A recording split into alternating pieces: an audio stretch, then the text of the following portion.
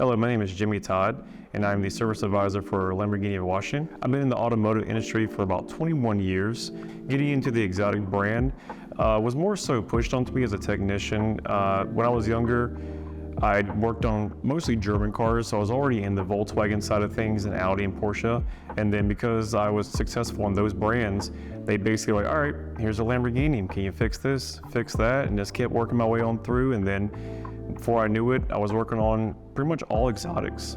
The thing I like most about Lamborghini as a brand is that they're very prideful and proud of their brand, which is an important thing because they really want to make sure the customer or client their connection to the car is very pure. And it's something that a lot of auto manufacturers are per se getting away from. I feel like Lamborghini really strives to hone in on that and keep you connected to the car in a way that nobody else still does. I mean, look at the fact that they still offer naturally aspirated engines. They are going to go away from that because of the EPA, unfortunately, but they have stuck it out the longest of anybody to ensure that that emotional feel you get from the feedback of that naturally aspirated engine is true still to this day. Getting me into cars in the auto industry as a kid, I mean, I always loved cars. Everything cars, it just, it couldn't get enough, it seemed like. I feel like I have endless boxes of Hot Wheels cars that have actually passed on to my kid who loves cars also, so I guess we see where he's going. But for me, I would always just take things apart. I always want to know how things work. My parents at first were disappointed to see that I would take a brand new toy apart, but when they saw I put it right back together and made it function and work the way I wanted to, they were like, okay, maybe there's something here.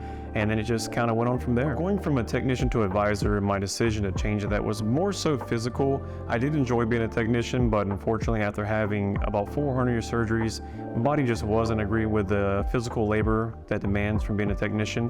So that I wanted to be an advisor. I've always been close to my clients and I've always dealt one-on-one with them. So for that, it was an easy transition, talking to the clients. Now, as far as the paperwork side and dealing with more of the processes, that's something new I had to learn, but I feel like I feel kind of right in the place with that with ease. And it's definitely easier on the body. It's more taxing on the mind, but it's a challenge I'm willing to accept. So I'm able to take things that technicians can't quite explain and relay them to the client in a way that helps them understand what's really going on and give deeper knowledge and details on their issues and concerns. I can explain that and help them understand why that process may be the way it is. What I would say to other people from other brands that haven't had a Lamborghini, I've dealt with all the brands pretty much. I love cars, so I love all the brands for their own individual, aspects, but with Lamborghini I love the most is the biggest key points, the reliability. There's no other manufacturer that really has the backing like with the Audi group that has that reliability, but still gives you a very unique individualized car.